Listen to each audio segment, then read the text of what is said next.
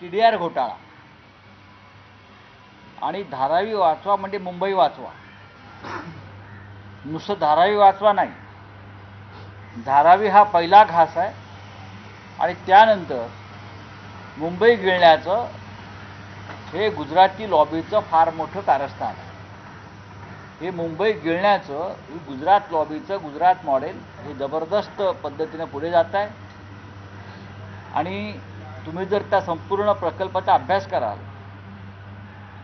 तर भारतीय जनता पक्षाचे जावई गौतम अडाणी आणि त्यांची कंपनी यांना संपूर्ण मुंबईचा सातबारा त्यांच्या नावावरच केलेला आहे, अशा पद्धतीचा तो प्रकल्प निर्माण केलेला आहे. धारावीतल्या गरीब लोकांना त्यांची घरं मिळायला पाहिजेत, त्यांचे तिकडे जे व्यवसाय आहेत वेगळ्या वेगळ्या पद्धतीचं ते व्यवसाय त्या तिथेच त्यांनी करण्यासाठी त्यांना जागा मिळायला पाहिजे, ही आमची भूमिका आहे. पण हा प्रकल्प मग सरकार का करत नाही? सरकारनं जॉईंट व्हेंचरमध्ये एखादा प्रकल्प करावा. इतकं मोठा धारावी तुम्ही एका उद्योगपतीच्या घशामध्ये घालताय, जो तुमचा जावई असं सांगतो आहे. हा पहिला प्रश्न आहे. दुसरा विषय असा आहे की गौतम अडाणी आणि त्यांच्या कंपन्या, त्यांचे पोर्ट्स गुजरातमध्ये आपण पाहत असाल गेल्या काही काळापासून मुंद्रा पोर्टवर सातत्यानं ड्रग्स उतरत आहे आणि ते ड्रग्स महाराष्ट्रात येत आहे. आता अख्खं धारावी जर अशा लोकांच्या हातात जाणार असेल तर अख्ख्या मुंबईमध्ये का तुम्हाला ड्रगचा व्यापार करायचा तिथे त्यांच्या हातात देऊन? ही लोकांच्या मनात शंका आहे. धारावीतल्या पोरांना काय ड्रगच्या पुड्या विकायला द्यायच्यात का? तुम्ही जर अभ्यास करा, धारावीतल्या लोकांच्या जनतेच्या तोंडाला पानं पुसून एक प्रकारे आवळा देऊन कोवळा काढण्याचा प्रकार है. मुंबई बेचने की बहुत बड़ी साजिश है.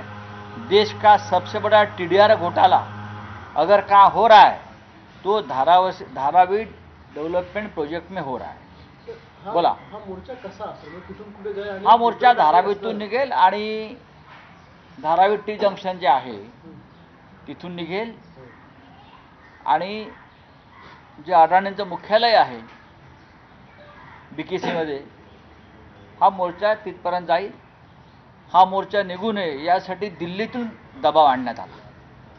अडाणींच्या विरुद्ध मोर्चा निघू नये यासाठी दिल्लीतून वरिष्ठ स्तरावरून महाराष्ट्र सरकारवर दबाव आला आणि धारावीतल्या जनतेची मुस्कटदाबी करण्यासाठी पोलिसांवर, प्रशासनावर, सरकार तर मिंदेच आहे, सगळ्यांवर दबाव होता. हा दबाव मोडून आम्ही हा मोर्चा काढतोय, कारण आम्हाला मुंबई वाचवायची आहे, महाराष्ट्र वाचवायचा आहे. सगळ्यात महत्त्वाचे म्हणजे काल धारावी पुनर्विकास समितीने एक पत्रकार परिषद घेतली आणि आपला पाठिंबा सरकारला जाहीर केलेला आहे. बघा, सरकारनं त्या आंदोलनामध्ये फूट पाडण्याचा हा नेहमीचा प्रयत्न आहे. जसं राष्ट्रवादीमध्ये फूट पाडली, शिवसेनेमध्ये फूट पाडण्याचा प्रयत्न झाला, बरं, तसा हा प्रयत्न आहे.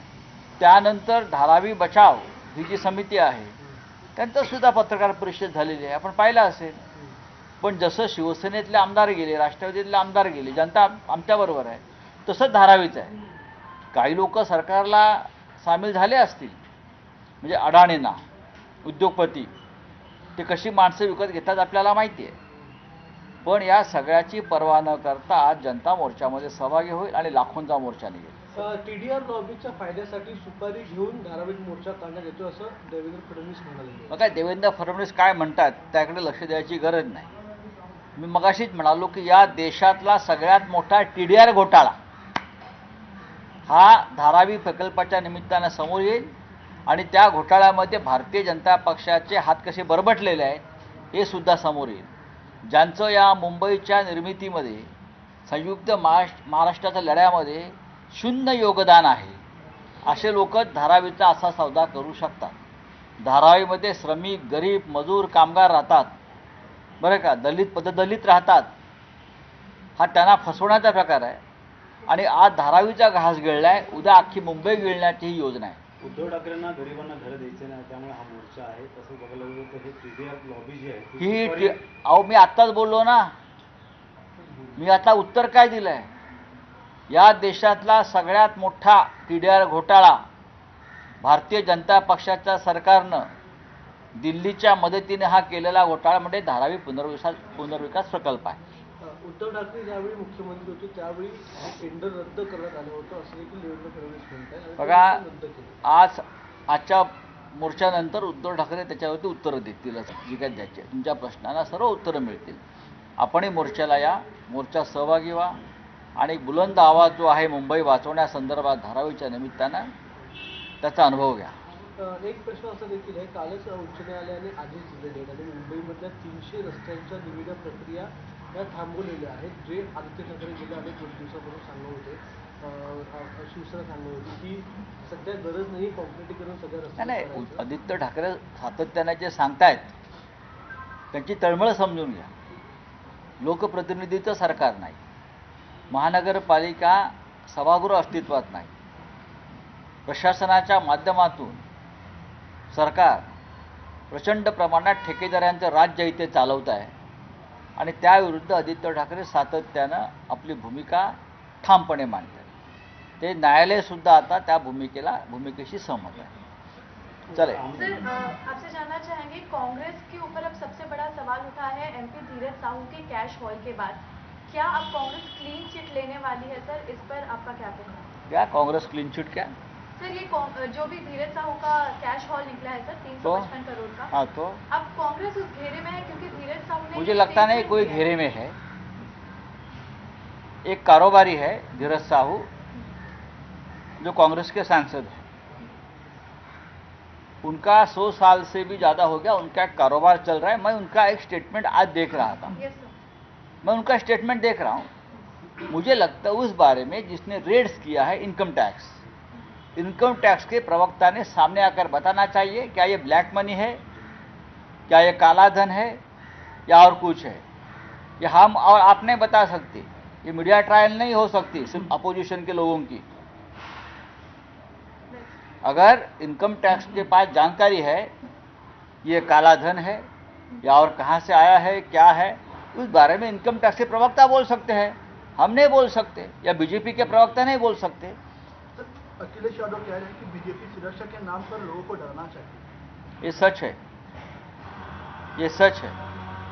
और 19 तारीख को जो दिल्ली में इंडिया की बैठक है उसमें ये सभी विषयों पर चर्चा हो जाएगी. तो आज मोर्चा करने वाले हैं आपकी पार्टी की तरफ से, कैसे देखते हैं? सर, अभी दिल्ली का दबाव के बारे में बता सकते. देखो, धारावी बचाओ ये आंदोलन मुंबई में चल रहा है, महाराष्ट्र में चल रहा है. धारावी गरीबों की बस्ती है, दलितों की बस्ती है, दलितों की बस्ती है. उन सभी को घर मिलना चाहिए. सालों साल से वो कीचड़ में रहते हैं. उनका व्यवसाय, उनका व्यापार, उनके छोटे मोटे धंधे वहाँ है, चाहे लेबर हो, चाहे स्टील हो, चाहे गारमेंट हो, चाहे कुम्हार के काम हो. वो सभी को उनका घर और उनका जो छोटा मोटा व्यवसाय है उनके लिए जगह मिलनी चाहिए. लेकिन इस बहाने धारावी डेवलपमेंट के नाम पर ये पूरा 570 एकड़ का प्लॉट, 570 देश का सबसे बड़ा प्रोजेक्ट है ये. 570 एकड़ की जमीन भारतीय जनता पार्टी के दामाद जी श्रीमान अडानी के हाथ में दी जा रही है. मैं ये मानता हूं इस बहाने मुंबई बेचने की ये तैयारी है. ये मुंबई बेचने की तैयारी है और हम ये होने नहीं देंगे. देश का सबसे बड़ा टीडीआर घोटाला इस प्रोजेक्ट में सामने आ रहा है. सर, आपकी पार्टी के एक नेता है जो दाऊद की सहयोगी के साथ नाश्ते नजर आए, उसको लेकर फडणवीस ने कहा है कि SIT लगा दो. SIT आप जो है एक SIT की बरसात हो रही है, उसके ऊपर SIT, उसके ऊपर SIT. जो SIT हमने बनाई थी वो तो आपने रद्द कर दी. उद्धव ठाकरे साहब के कार्यकाल में हमने 3 SIT बनाई थी, उससे भी गंभीर विषयों पर. हाँ, वो तो आपने, चाहे वो जीतू नवलानी वाली SIT हो या और हो, INS विक्रांत का घोटाला था वो तो आपने FIR पास कर दिया. देखो, ये एक राजनीति चल रही है. नासिक में ललित पाटिल जो ड्रग्स माफिया है उनके सीधे संबंध 2 कैबिनेट मिनिस्टर से है. वो पूरा गुमराह करने के लिए ये एक मैटर. देखिए, चौकसी अगर तब आप जांच कर रहे हैं तो कर लीजिए. हमने कहाँ रोका है जांच को. लेकिन ललित पाटिल और 2 कैबिनेट मिनिस्टर का क्या साठगांठ है, हाँ, क्या पैसे की लेन देन है, आप उसके बारे में पहले एक एसआईटी लगाइए। अगर एसआईटी लगाई है तो जो जांच के घेरे में जो मंत्री है उनका इस्तीफा लीजिए। हाँ, निशिकांत दुबे का ये कहना है मुझे कि मालूम पार्लियामेंट नहीं। में एक महाराष्ट्र राज्य हाँ? सड़क विकास निगम के संचालक के बेटे का आरोप है कि उसने अपनी प्रेमिका पर कार चला दी। किसने? MSRDC के संचालक। तो सीएम को जाकर पूछिए। नहीं, सवाल ये सवाल है कि आप जाकर सीएम से पूछिए। ये सवाल आप देवेंद्र फडणवीस से जाकर पूछिए, होम मिनिस्टर है ना, लगाइए ना एसआईटी, यहाँ लगाओ ना एसआईटी। सर बळगुजर संदर्भात एक व्हिडिओ व्हायरल झाला. आता बोललो ना मी, मराठी आता बोललो ना मी. त्या संदर्भात तर बघायला गेलं हे पहा की नाशिकमध्ये ललित पाटील यांचं प्रकरणात या राज्याचे 2 कॅबिनेट मंत्री पूर्णपणे अडकलेले आहेत. त्याच मंत्र्यांनी आपल्यावरचं लक्ष विचलित करण्यासाठी हा सगळा विषय बाहेर काढला. तर धारावी मोर्चा आणि अन्य मुद्द्यांच्या अनुषंगाने बोलत होते ठाकरे गटाचे नेते संजय राऊत. इकडे एक छोटासा ब्रेक, लगेच परत येतोय. पाहत राहा एबीपी माझा.